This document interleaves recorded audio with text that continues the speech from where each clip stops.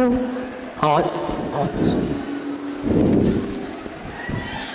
అబ్బా ఎన్నిసార్లు చెప్పాను వచ్చినా వెళ్ళినా తలుపు వేయమని.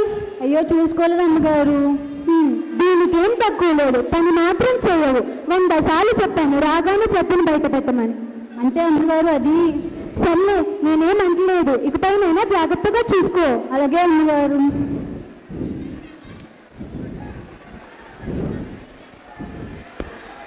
అయ్యో అమ్మగారు క్షమించండి అమ్మగారు, పొరపాటున కింద పడుకుంది, క్షమించండి అమ్మగారు.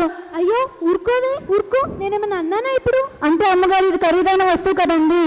పొరపాట్లకే శిక్షలు వేయాలంటే ఈ ప్రపంచంలో పశ్చాత్తాపాలే ఉండేవి కాదే.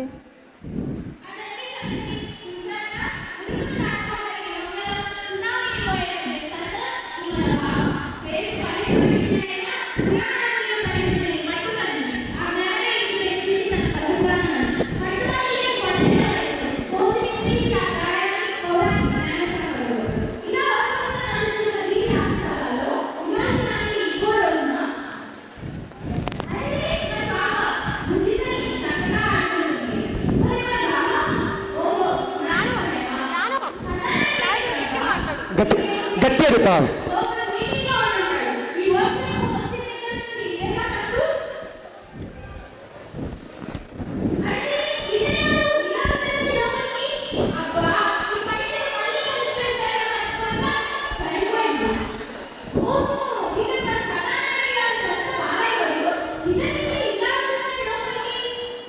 పాపా ఇటు రామ్మా,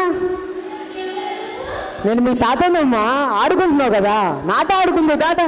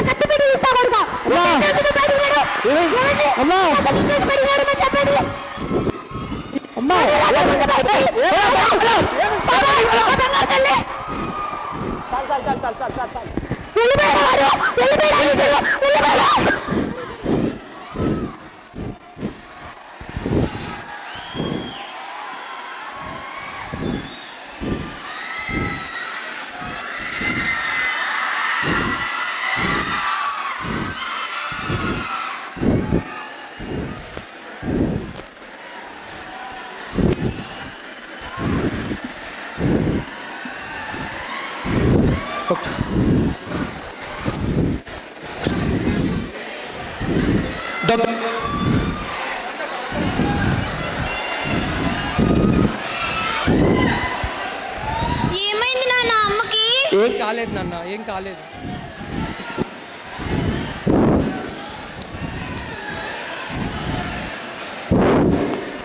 డాక్టర్ వరి అవ్వాల్సింది ఏం లేదు, కొంచెం హైబీపీ, ఈవినింగ్ వరకు ఉండి ఇంటికి వెళ్ళిపోవచ్చు. మందులు ఇస్తాను, వాడితే సరిపోతుంది. Thank you so much doctor.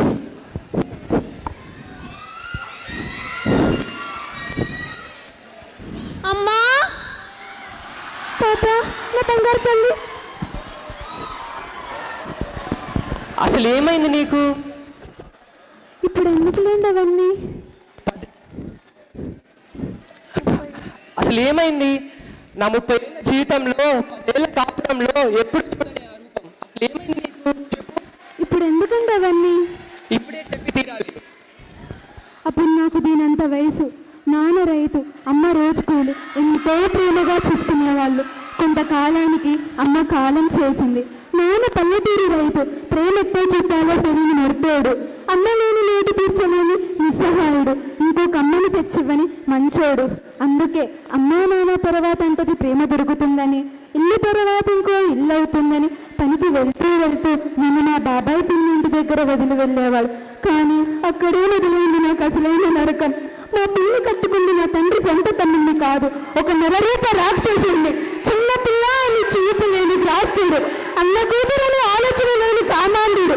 పిల్లి లేని సమయంలో దగ్గరకు జరిగి ఒంటి మీద చేతులేసి ఏదేదో చేసేవాడు.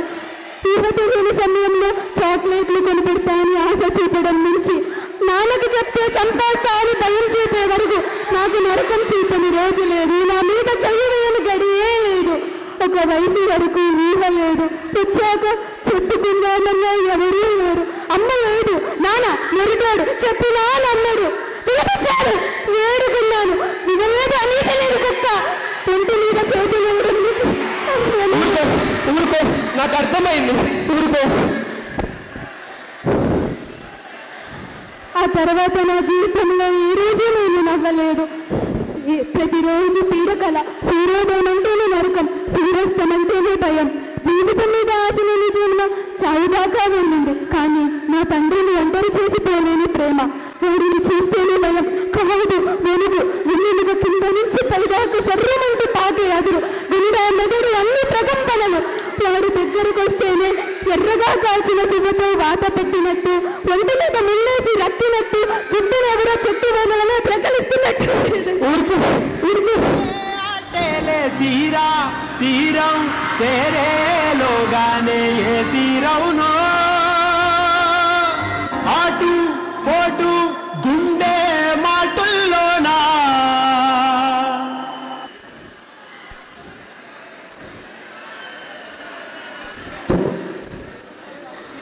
ఆ తర్వాత ఈ మగాళ్ళు చూసినా భయం, తెలియని వ్యక్తి ఎవరి దగ్గరకు వచ్చినా వనుకో. చెప్పుకోలేను, కానీ నాన్న స్పర్శ ఎలా ఉంటుందో కూడా మర్చిపోయాను. అలా 10 ఏళ్ళు గడిచాక మామూలు వ్యక్తిని అవుతూ వచ్చాను. పెళ్లి వయసు వచ్చేసరికి ఊహల్లోనూ ఎవరినీ తలుచుకోలేకపోయాను. అందుకే చిన్నప్పటి నుంచి నాతోనే కలిసి పెరిగిన మిమ్మల్ని చెల్లి చూసుకున్నాను. మీకు ఎప్పటి నుంచో ఒక విషయం చెప్పాలనుకునేదాన్ని. మీరు వచ్చాక ఆడదాని మీద ఆశ అశ్వమేధ యాగం కాలపు రాజుకున్న స్వార్థం లాంటిది. కనిపించేదల్లా నాదే అనుకునే స్వార్థం కాదు, కాదు కారణం. నిప్పులతో చీర కట్టుకున్న చర్చాలనే చూస్తుందేమో ఈ సమాజం. ఇలాంటి వాళ్ళని చూసినప్పుడే అనిపిస్తుంది సత్యాక స్వర్గంలో కూడా సుఖం పొందలేని పుట్టుక పుట్టానేమో అని. నిజం చెప్పాలంటే ఆ దేవుని అడగాలనుంది, ఎందుకు ఇలాంటి రాత నీ ఇంటి ఆడడానికి రాయకపోయావని. ఇలాంటి వాడిని కంటున్నానని ఆ తల్లి కానాడు తెలిస్తే కన్న రోజు తెలిపేది వాడి పీక కాదు, పీక. ఊరుకు, నువ్వు ఎంత నరకం అనిపించావో నాకు అర్థమవుతుంది. నాకు నా దౌర్భాగ్యాన్ని ఎదుర్కొనే ధైర్యమే లేదు, నా సమస్యలపై పోరాడే శక్తి కూడా లేదు. నా పాపని జాగ్రత్తగా ధైర్యంగా పెంచడమే నా గమ్యం అనుకున్నాను. అందుకే ఈ రోజు దాన్ని ఇవ్వలేదు, నా కనుచూపు మేరకు ఏదో పోనీ లేదు. కానీ వాడు ఈరోజు దానిలాగా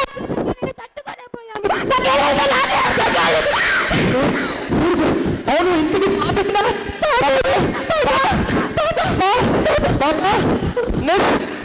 ఇక్కడ చూసారా? అయ్యో, ఇప్పటి వరకు ఇక్కడే ఆడుకుంటుంది, వెళ్ళిందేమో.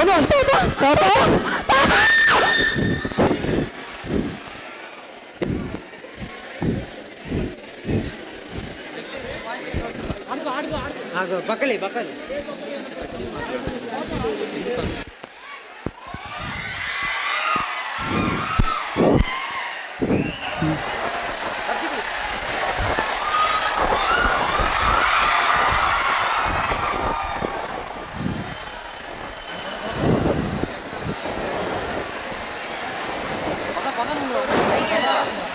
మైక్ అక్కడే ఉంది.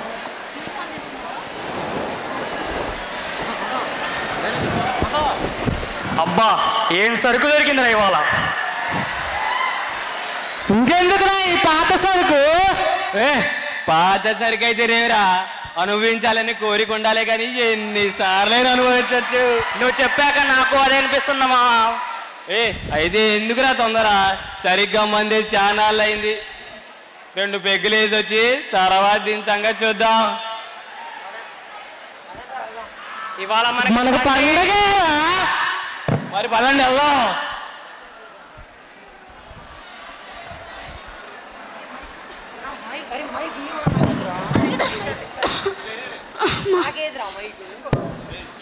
ఇక్కడి నుంచి ఎలాగైనా బయటపడాలి. అక్కడ ఎవరు ఉన్నట్టున్నారు.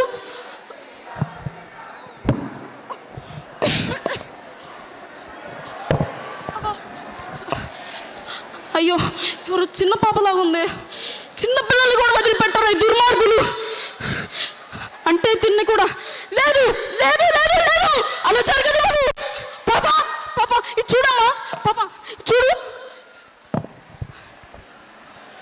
పాప ఇది చూడమ్మా, చూడు. అదిగో దుర్మార్గులు బయటికి వెళ్ళినట్టున్నారు. మనం ఇక్కడ త్వరగా పారిపోవాలి. పాప అమ్మా. దైవానికి కూడా దయ కలిగిందా అన్నట్టు అలా ఇద్దరు ఎలాగోలా అక్కడి నుంచి తప్పించుకున్నారు. అక్క అక్క లే అక్క అక్క లే అక్క. అందరి బంధువయ్యా భద్రాచల రామయ్య, ఆదుకునే ప్రభువయ్యా ఆ అయోధ్య రామయ్య. హనుమా హనుమా. అయ్యో ఎవరి పాప? ఏమైంది చిట్టి తల్లి? ఏమైంది నాన్న? నువ్వు హనుమంతుడివి కదా? మన అవతారం చూసనుకుంటా. అవును తల్లి, నేనే హనుమంతుల వారిని. ఏం కావాలో చెప్పుము. అక్కడ అక్కడ. ఎక్కడమ్మా? అక్కడ ఒక అక్క ఒక అక్క. అమ్మో, ఇదేదో సమస్యలాగా ఉంది. మనకెందుకు? హనుమా హనుమా కాపాడు. అయ్యో చూడు తల్లి, నేను నిజం దేవుని కాదమ్మా, నాటకాలు వేసుకునేవాడిని. మా నాటకం అయిపోయి ఇంటికి వెళ్తున్నానమ్మా. నువ్వే హనుమంతుడివి, మా అమ్మ చెప్పింది నీ గురించి కథల్లో. అయ్యో, నీకు ఎలా చెప్తే అర్థమవుతుంది? నేను నిజం దేవుని కాదు నాన్న, ఇది కేవలం ఆయన అవతారం అంతే. పేరుకే హనుమంతుల వారి రూపం, లోపల ధైర్యం శూన్యం. నువ్వే దేవుడివి, కాపాడు. అయ్యో, ఈ పాప వినడం లేదే. మనకెందుకు లేనిపోయింది, ఇక్కడి నుంచి వెళ్ళిపోదాం. సీతమ్మ వారినే కాపాడగలిగిన శక్తివంతుడివి, ఈ అక్కని కాపాడలేవా హనుమా? నీ శక్తి నీకు తెలియదంట కదా, మా అమ్మ చెప్పింది. ఎవరైనా గుర్తు చేస్తే తెలుస్తుందంట కదా. నేను నీ శక్తిని గుర్తు చేస్తున్నా హనుమా, ఈ అక్కని నువ్వు కాపాడగలవు. అభయమిస్తున్నాను తల్లి, నీ సోదరుని నేను రక్షిస్తాను. పద వెళ్దాం. జై శ్రీరామ్.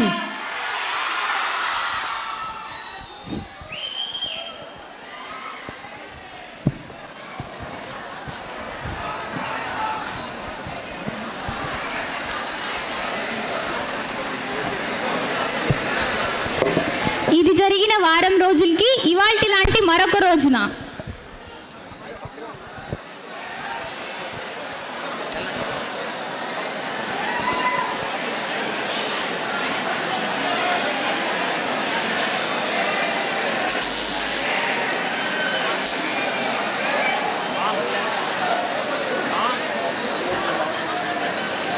చూసావా, ఆ పాపకి నిన్న స్పృహ వచ్చిందంట.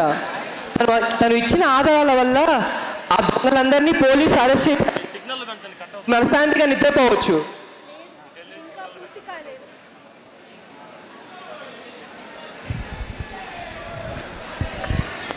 పోలీసులు టీవీలో చెప్తుంటే విన్నాను, ఆ పాప అనాథంట, తనకెవరూ లేరంట. తను డిశ్చార్జ్ అవ్వగానే తీసుకెళ్లి అనాథాశ్రమంలో చేర్పిస్తారంట. అలా జరగకూడదు. ఇలాంటి ఒక జీవితాన్ని అనుభవించిన కాబట్టి చెప్తున్నాను. ఇలాంటి సమయంలో మనపై ప్రేమ చూపేవాళ్ళు, మన అర్థం చేసుకునేవాళ్ళు, అన్నిటికంటే మించి మళ్ళా మన జీవితం మీద ఆశని, ధైర్యాన్ని ఇచ్చేవాళ్ళు ఎంతో అవసరం. ఇలాంటి వాళ్ళు లేక నేను చూసిన నరకాన్ని చూస్తూ ఆ పాపకి నేను ఇవ్వలేను. అందుకే నేను ఒక నిర్ణయానికి వచ్చాను. మనం ఆ పాపను దత్తత తీసుకుందాము. తనకు కావాల్సిన ప్రేమని, ధైర్యాన్ని అమ్మగా నేనిస్తానండి. ఇక నుంచి మనకి 2 పిల్లలు. అయ్యో లేవండి, ఏంటిది? నాకు ఒక విషయం అర్థమవుతుంది. ఏంటది? ఒక స్త్రీ రుణం తీర్చుకోవాలంటే ఖచ్చితంగా తిరిగి ఒక స్త్రీలానే పుట్టాల్సిందని. అన్నట్టు మీ బాబాయ్ విషయం తెలిసిందా? విన్నాను, ఉరేసుకున్నాడంట. 4 రోజుల క్రితం కూడా నాకు ఫోన్ చేశాడు. చాలా బాధపడ్డాడు. తప్పు తెలుసుకున్నాను, నీకు తన తీర్చలేని క్షమాపణలు చెప్పమని చాలా వేడుకున్నాడు. నీకు చెప్తే ఎక్కడ డిస్టర్బ్ అవుతావని చెప్పలేదు. ఎవరు ఊహించగలరండి భవిష్యత్తుని? కానీ ఆ దేవుడు శిక్ష వేసుంటే బాగుండేదేమో. అలా ఎందుకు అనుకోవాలి? దేవుడు తనకు వరంగా ఇచ్చిన జీవితాన్ని తన చేతులతోనే తీయటానికి అసహ్యం వేసి వాడి చేతుల్లోనే ఉరేసుకునేలా చేశాడు. కానీ ఆయన శవం చూడడం కూడా నాకు ఇష్టం లేదు.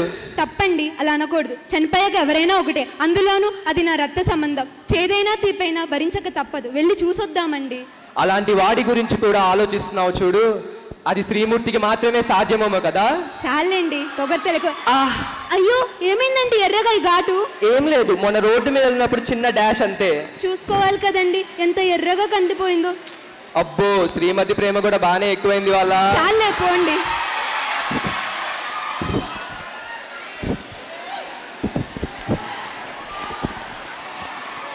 త్రేతాయుగం నుంచి నుంచి కలియుగం దాకా ఆడదాని మీద కన్ను కాలంతో కరిగిపోనేది అవ్వచ్చు, కానీ సత్యం అనేది దొంగలించలేని ధనం లాంటిది, అపహరించలేని ఆడ మనిషి లాంటిది. అలా 15 సంవత్సరాల నుంచి చరిత్ర పుటలో ఒక మనిషి గుండెల్లో సదిలమైన సత్యం ఇది.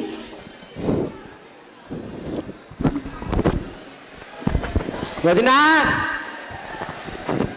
ఏ వదినా, ఏంటి మర్ది గారు ఇలా వచ్చారు? మీ అన్నయ్య పాప ఇంట్లో లేరు, సాయంత్రం దాకా ఇంటికి తిరిగి రారు. నాకు కావాల్సింది కూడా అదే.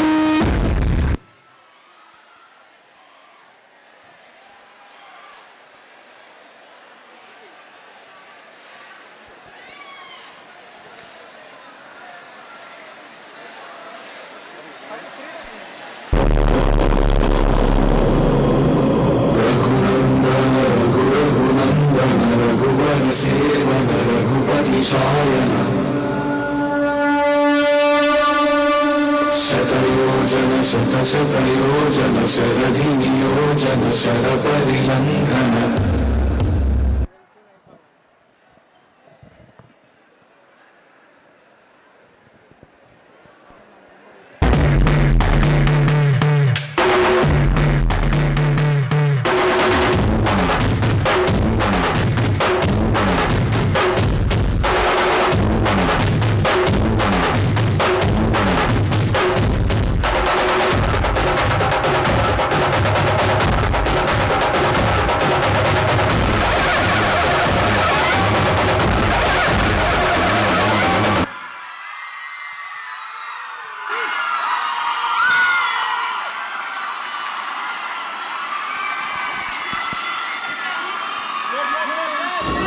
నీకే కాదు, నాకు కూడా ధైర్యం లేదు. అందుకే నీ దగ్గర ఒక విషయాన్ని చెప్పుకోలేకపోయాను.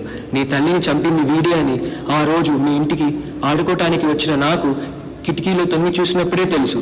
కానీ ఆ వయసులో ఎవరికి చెప్పాలో తెలియలేదు, కొంతకాలానికి ఎందుకు చెప్పాలో తెలియలేదు. అందుకే ఈ కఠినమైన నిజాన్ని నాలోనే మోస్తూ వచ్చాను. కానీ ఈరోజు వీడు నా భార్యకి చేసింది తెలిసింది. నా నట్టింట్లో నా కూతురు దాకా వచ్చేసింది వీడి నీడ. ఇలాంటి వాడిని ఇంకా చూస్తూ ఊరుకునే అంత మంచోడిని నేనైతే కాదు.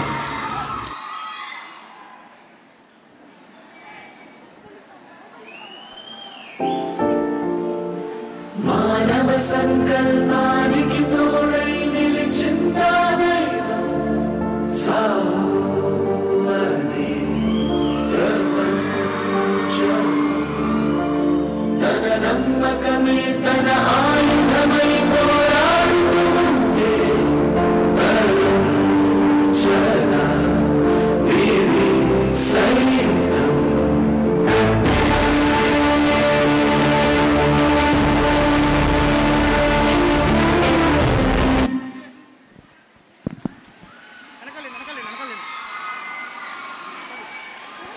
రామాయణంలో సీత కోసం హనుమంతుడు వచ్చాడు, మహాభారతంలో ద్రౌపది కోసం కృష్ణుడు వచ్చాడు. మరి కలియుగంలో అనుకోవాలే కానీ ప్రతి ఒక్కరూ ఒక హనుమంతుడే, ప్రతి ఒక్కరూ ఒక కృష్ణుడే. పురాణాలు మనకు చెప్పే విలువలు సమస్యలు కాలంతో ఎప్పటికీ కరిగిపోనివి, కానీ వాటిని ఎదుర్కొని పరిష్కరించే దేవుడి రూపం కూడా ఖచ్చితంగా కరిగిపోనిదే. రామాయణానికి హనుమంతుడు, భారతానికి కృష్ణుడు, కానీ కలియుగానికి దైవం మానుష్య రూపేణ.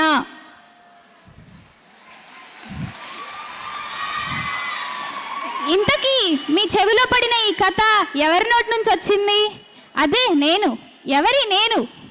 ఈ సీతారాములు దత్తత తీసుకున్న రెండో కూతుర్నే నేను. నేను చూసిన తల్లి కథ, తన జీవితం నుంచి తీసుకున్న అనుభవంతో నా జీవితాన్ని మార్చిన నా కనని తల్లి కథ. చివరిగా ఒక్క మాట, ఎత్ర నారేత్సు పూజంతే రమంతే తత్ర దేవత.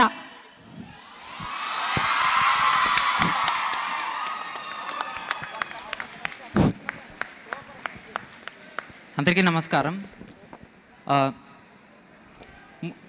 మీకు ఒక చిన్న ఇన్సిడెంట్ చెప్తాను. ఈ మధ్య రీసెంట్గా హైదరాబాద్లో జరిగింది ఒక సాఫ్ట్వేర్ ఇంజనీర్కి.